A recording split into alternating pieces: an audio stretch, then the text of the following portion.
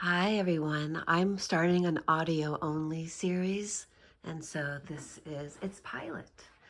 And so although there will be visuals, sometimes there won't. And I will say no visuals, or I will say with visuals. This one is with. But this is what I came to discover today, because I woke up this morning and I was raging at God because grief does come in waves. You question, why is it that I was born into this family? Because even though it's said what doesn't make you, what doesn't kill you makes you stronger, I say yes, at what cost? And it's at the cost of the well-being and the personal potential achievement of those who have suffered the consequences of abuse, have been abused, have been conditioned by our parents, and that have gone on. As females, you cannot get away physically.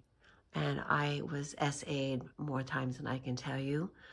By the very last relationship, the grand trifecta, in which I gave it my all. I'm such an innocent. I'm such a monogamous. And I married the first two, but not the third, because he was I stupidly, because I had followed a false path, and I will talk about that right now. I followed the false path of having expectations and idealism of a romantic love. And I took my expectations, and rather than this being an embrace of love, it was embrace. It was, I'm choked. I'm choked. I can barely breathe. I'm almost ashen dead. And what are my hands doing? I mean, I'm interpreting it negatively, but at one time I thought of this very positively, and I still think it's very, very, very powerful and beautiful. But what are we seeing here? What is the truth? Here's the tree of life. What did Adam and Eve first eat from? And so I think women, this is actually that's why I'm going to tell you, those who are listening audio only, I'm looking at a Gustav Klimt print. And it is comprised of 3 cartoons in one. And that is what it's called when it's extracted. So I have postcards that have one, and then I have postcards that have the other, and I will show those to you. But right now, we're standing in front of this painting, for those who are listening. And he used such beautiful technique to express feeling, but also mystery and enigma. So I don't know Gustav Klimt. I don't know what he believed. It makes me want to find out. He uses spirals. He has a falcon, like an Egyptian. Is that a bird of the dead? He has all these beautiful things, and on the man's robe, we have the same thing. We have the falcon. And she just has hearts and idealism, and hearts and little triangles and idealism. And what has she over here? And I know we can't see it, so I'm going to just tell you that, yes, the man was holding the falcon. And I am looking at the picture of what would be the cartoon expectation. I'm going to get nice and close for myself. And I see beauty, joy, gorgeousness.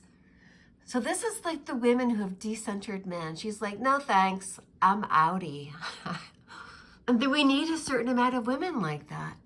Because of the way modern society has become, we can't have everybody exhausted, tired, and cranky in rush hour traffic. All right? So, I woke up this morning raging. I was so angry. And then I just defaulted to letting my rage express itself. And I did. And I raged that when I left my children's father, I went to go pick them up at the home and for an outing. And he told me, he said, I'm going to make it so you never see these kids again. I'm going to take these kids away from you. That's my intention. That's what he said to me. And I dropped to my knees at the time, but I never really let out that rage of how could a man who said he loved me, who was mistreating me in the marriage, who when I finally had had enough after asking him for counseling,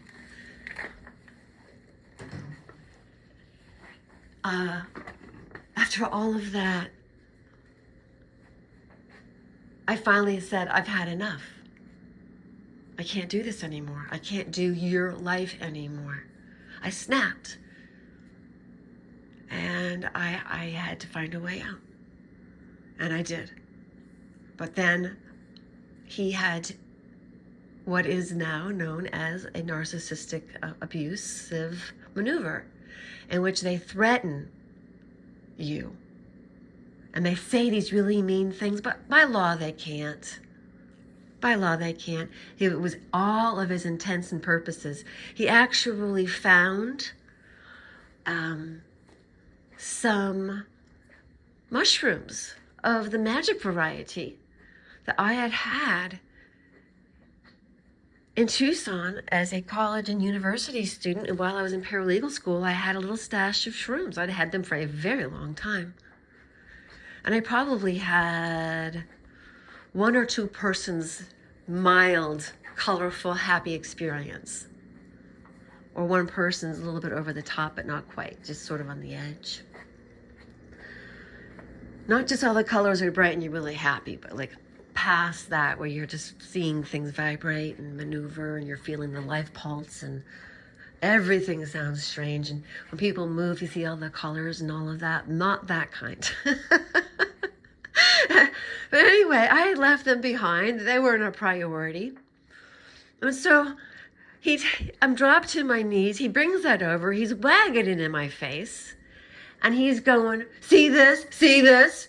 And I'm like, I'm going to tell them you're a drug addict. And I was like,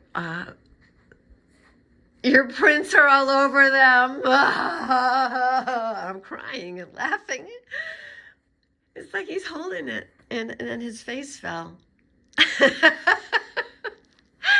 of the problem was he never was that bright. But yeah, he said that. So when I woke up out of sleeping for the night, I actually had that rage come through me. And I was so angry that a man could do that.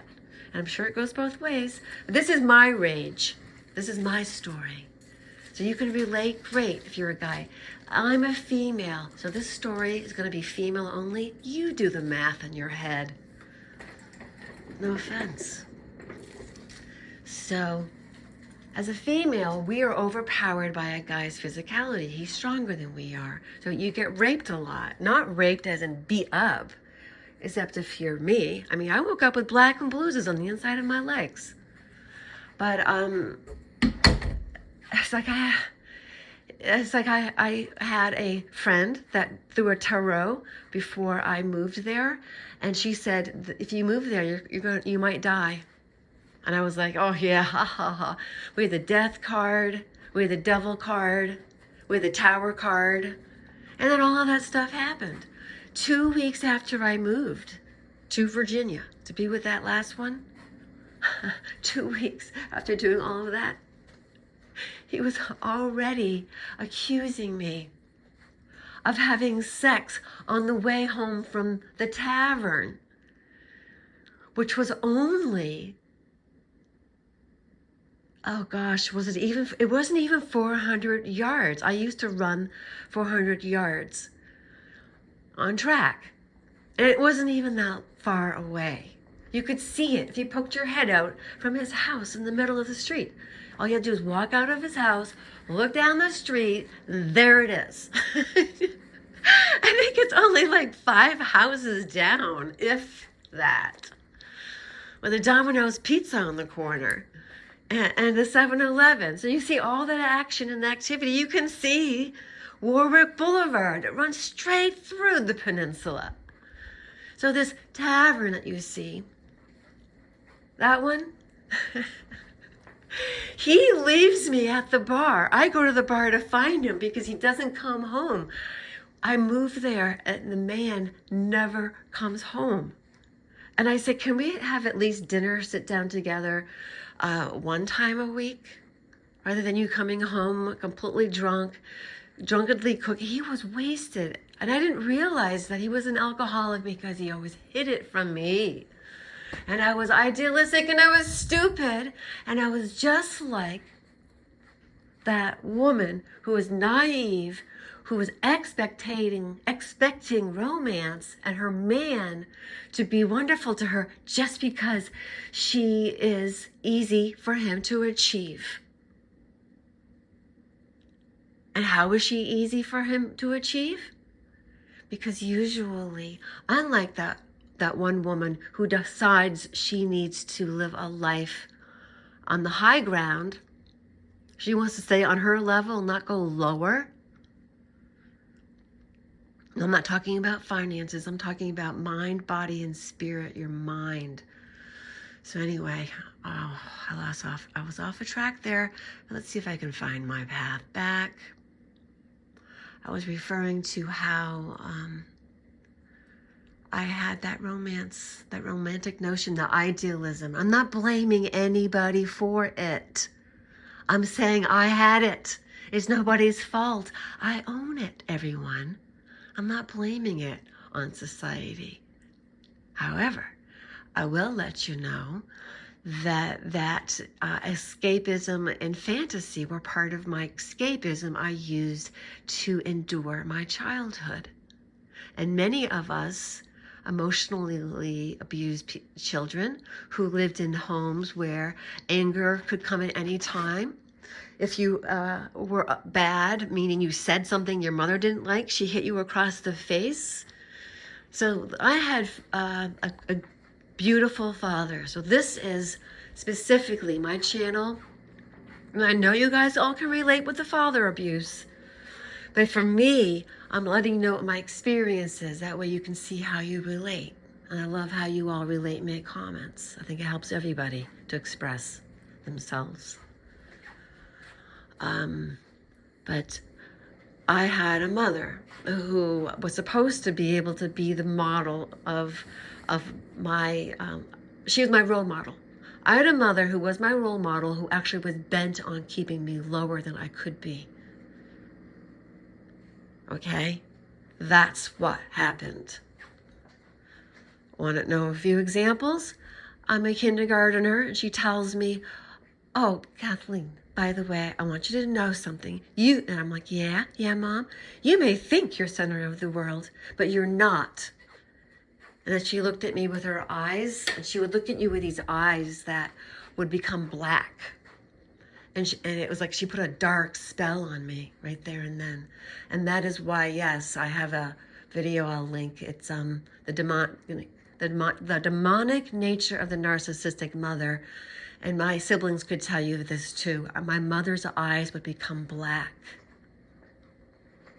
And she would become possessed. And then she would dole out these interferences that were unnecessary and harmful. Telling a kindergartner. And I never forgot it because she was proud of herself. She delivered this message to a 5-year-old. It was as abusive as introducing her to a penis. That's sexual abuse. What did I get? I got developmental abuse. I would find out soon enough, going into kindergarten, going into 1st grade, I wasn't the center of the universe. I would realize there were children, but what it did to me at that age, it was devastating. It was a crushing blow. It was an ego damage. Part of my ego died. My 5-year-old girl then became a nothing. And she said, and you know, Kathy, other people are important too. You have to consider other people's needs. You know what the Bible says. Do unto others as you would have them do unto. And then all of a sudden, I'm like, okay, so do unto others as you would have them do unto you. And therefore then, I will be really nice to everyone, hoping because that's what I'm expecting back. And her gaslighting, she would say one thing and do another, and then tell you that you were wrong for noticing. I don't have an example there, but the other times she would smack you across the face. I have a misshapen jaw. They're physically violent with you. They will hit you. They will push you. They will grab you. They will glare at you. They will send you to your room for whatever. I don't know what. You have an opinion they don't like. So you learn to fawn or keep your mouth shut. So what do you think I translated when I met men that were abusive? Oh, home sweet home. I know how to handle this. I didn't know there was anything else. So all those people who were like, why didn't she leave? Why didn't she leave? Well, until she realizes that there is something else, she'll stay with what she knows because it's doing something for her as well. Even though it will shorten her life and reduce her health and well-being greatly, and maybe cause her to die, she will be getting the high and the low, even though it becomes less and less. But that makeup sex is an addiction that he's not going to give it to me and then all of a sudden he comes in and he's going to treat me like I am this terrible person that shouldn't be around him. He's going to look at me with disdain. He's going to sneer at me, and then he's going to come in and ravage me. And it's like initially it's like, oh wow, this is so great. Look at this guy. But then it quickly became rape. And then I had to figure out an exit strategy. Yeah. So it's different for us women, men, okay? It is indeed. Only when they're old, though, because my mother did my father's early demise. He would have outlived her, I'm quite certain. She was very mean. My father had escaped. So it goes both ways. I know, guys. I know. Okay? But when you're old, that's when you want to make sure you're not with that person. If you're a man that's listening to this, that has a narcissistic wife that is potentially nasty, pay attention. And you consider for yourself the health risks of staying with her. So talk to your doctor and make a decision. I am not one. I'm not qualified to make these decisions. I am not telling you what to do. But I'm just saying, listen to how your body feels and make an assessment as to the health risks of staying in a relationship with a narcissistic woman. What's your quality of life? Or have you learned to become indifferent to her a long, long time ago and you're just going through the motions, which is smart, but it's hard on you. And that's why 85% of dating apps are littered by married men. If narcissism is true, but then I gotta say, all right, what percentage are just fiends? Because we know what men are, and there's are narcissists themselves out there. Narcissists are sex addicts. That's for sure. So when you're on online dating, ladies, and that's why these women are saying, nope, no thank you, he'll find me, I'm going to do my life, and if he finds me, great, but I have my standards, and he's not going to bring my life down. And that is the decentering men movement. That is precisely what it's called and referred to. It's called decentering men. And what men, they freak out, the toxic ones, is that they think we'll have nothing to do with them. No, it just means that you're not important. So yes, I am the center of my universe. I am the center of my world. I matter, and I'm a woman, and I am saying I would rather be single. No, solo, flying solo. Because solo implies intentionality in living, following the direction and path as God intended, which is your higher self, your own blueprint, your own design, your own blueprint, your own design, your higher self. And your higher self, my higher self is who I called upon when I raged this morning after cursing out and telling God I was angry, and I think I used profanity. Yes, I did. I used cursing statements, and to all of them about Jesus Christ, because Christ is in my heart. I have had the Christed experience. I trust his energetic blueprint. It's a grid thing. It's like this golden feeling. It's a ray or something. It's a power that is generated through our DNA, as well as through what he beams at us from his wherever his existence is. I don't know. But you can also pull it up from the earth, you know. Do that kind of alchemy within your body. Just imagine that. Anyway, we'll get to that when I do my exercises video. But right now, this one is audio only, just storytelling. But yeah, oof. Wow, that was fun, right? Did I come to a conclusion yet?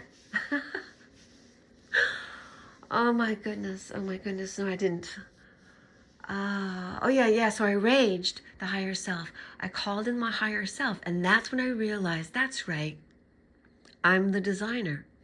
Because I was angry at the design. I was pissed off at this design. I was like, why is it that I was given this hard life? I was pissed off. And then I decided, you know what? It isn't true that what doesn't break you makes you stronger. But it is. But you have to outlive it. You have to not have completely ruined your life before that. Before I'm alive. I have 2 girlfriends that had the same issues. One of them quite different, but both of them had sexually been abused. And they're both dead. One by natural causes and one by unaliving herself. Okay? One died before she turned, oh gosh, was it 50 or? No. She was in her mid to late 50s. And my other friend did herself in 2020 before she turned 60. So she stayed beautiful. We are all beautiful. That was just in a, like Blondie in that song, Die Young, Stay Pretty, whatever that song, Stay Pretty, Die Young. I don't mean that. When the good die young, no. Beautiful people die first. No. All kinds of things. We don't know the design.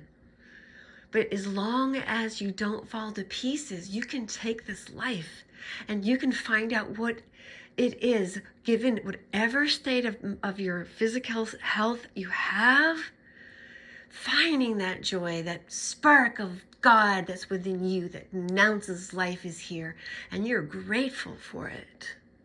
That is what decentering men is. It's aligning your goddess self with our own selves, our higher selves, to the earth, which is Mother Earth, aligning to her, and also to our Creator. He art in heaven. He art in Jupiter, that big, gaseous, expansive, beautiful, positive planet. Imagine, I'll consider Jupiter my transmittance tower for all things masculine energy. And in that way, as females, we actually are energetically we're not given more from a man. He gets our energy until he commits. He has to give us so much value for us to actually be a sexual being with them. And the men online expect it in under 2 weeks, and they pressure you, and that's what they lead with. And therefore, when they do that right away, any girls that happens to, here are the rules. Do not have sex with him for 2 weeks, and if he's gone, that's all he wanted. Don't even have sex with him after 2 weeks, because if he's heard these rules, he's going to wait it out, because he's going to be like, I can last for 3. Then for 2 months, he won't be able to handle this if he's a true narcissist, but look for all the red flags of a narcissist. And what you'll find is once, and you don't want to have sex with him yet either. A narcissist will keep you on the pussy conveyor belt though. So when he sends you text messages, when you start seeing him, I'm not saying get sexual, but when you start seeing him, like, okay, I'll date you. Make him date you. Don't go straight into bed after whatever, even though if you've known him 2 weeks, you've known him for 2 months, and he comes back to you because he's been on the back, you've been on his back burner, and he gets back, you're next. That's called being a pick-me. So set your standards high. If a guy doesn't see the value in you right away, and he says, I'll get back to you, If he tells you, I'm in love with somebody else, I'm with somebody else, but you know what? Hey, babe, I'm kind of with you right now. I keep showing up at your doorstep. I keep telling you these things. See the gaslighting? I keep telling you, you know what? I'm with somebody else. What you doing tonight? See? So when a guy gives you the shove away, then you need to give them the NC, which is no contact. And that's no contact. Even though it makes you feel good, you have to put yourself on a strict no contact regimen when you are with these individuals for a short amount of time, whether you met them on a dating app or in life. There are all these signs. Just click on my name if you're listening, reading, watching. You're able to do this. And then go to the playlist, The Narc Male, and then go to the playlist, Raised by a Narcissistic Mother. But for healing, I have the ones that help me. And it's healing and recovery for post-narcissistic abuse. Those are the ones I've used. And then there's hundreds. So you can go in there and find the things that I have found most helpful, that really rang true for me, because there's so many out there. And the playlists, they used to be the only ones that had commercials. Well, now the commercials are even when you just go on to the, you check it out. You know how YouTube's gotten real commercially, unless you have you pay for membership. But they're not bad.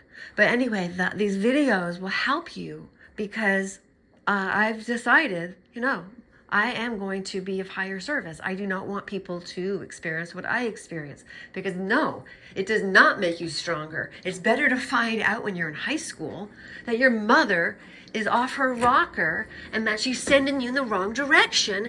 And then when you go home for spring break because you're so excited you're going to be able to see your own mother and tell her all about your first half semester, your semester, whatever, half year at the College of Charleston, and you go and you talk to her and she ignores you. I was treated like I was a nuisance. My sister, the year before, the golden child, went on like a spring break trip or something. And I was treated like she couldn't be bothered. She had other things to do. And that's when I am the invisible child. If I were to write a book about the invisible child in a narcissistic family, it's a very unknown one. But all of us are a little bit of everything. But I was scapegoated quite frequently, which means you're blamed for things that you didn't do. And I was ignored.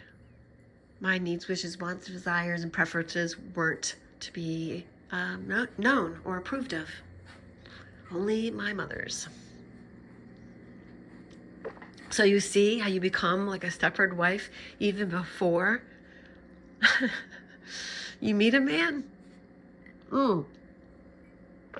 Also, she told me so much about me that was terrible that I was freaked out by relationships, because I go, once they get to know me, then they won't like me, because they'll see who I really am. Think about that. Once a man gets to know me, he won't like me anymore, because he'll know who I really am. So you have to put on a front of always being nice.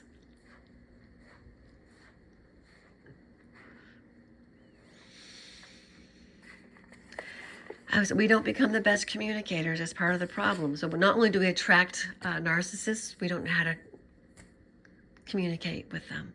Not that they can communicate. But there's rules for successful communication and engagement. That's a special video all to itself. But most importantly, there's rules to arguing. I became so good at like, listen, we have to write down the issue because the man kept making it something else. I go, no, here's a piece of paper. We're gonna have a discussion, you and I. Let's write down the problem that we're dealing with, the issue that we're both disagreeing with. Let's write it down right here in black and white. Okay? And then we can discuss this. And I am going to be like, all right, if there's another subject that comes up, that is not the priority right now. Let's get back to this topic. You know, we're in history class, not in English or math. Yeah, man, oh man. So yes, we're discovering as women that it is much better to be solo. Single implies you're looking for your other, like a duo.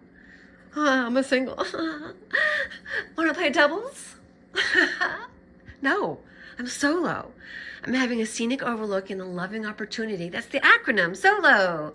Scenic overlook, loving opportunity to get to know who I am and align with my divine purpose. Because as a sovereign being, I am also a divine being, and I am sacred, and I am aligned with the blueprint, and I designed, and the only way I can tap into what it was that I designed is to actually go into a sacred space. And that means not being interrupted constantly, not having the TV blaring with some sports going on, you know, his and her wings. Couples do make with soundproof walls between them. But yeah, hashtag solo. Scenic overlook, loving opportunity. And my goal is to provide this material for women and ultimately anyone who has the desire to alter the way they've been programmed in their childhood. In a way for you to learn the things that you did not learn. Effective communication and self-importance. Being able to advocate for yourself. I didn't learn self-advocacy because I didn't matter. Learning self-advocacy is a skill. Expressing yourself calmly and coolly without the emotional edge a child gets when they can't get their most basic things. You know, Mom, understand me. You just want them to get you, and instead they berate you. Yeah, it's just crazy how messed up a person becomes by messed up parenting. So I am glad less people are having children because we need to heal first, and we need to get the female back to a place where she's not easy. She has to value herself.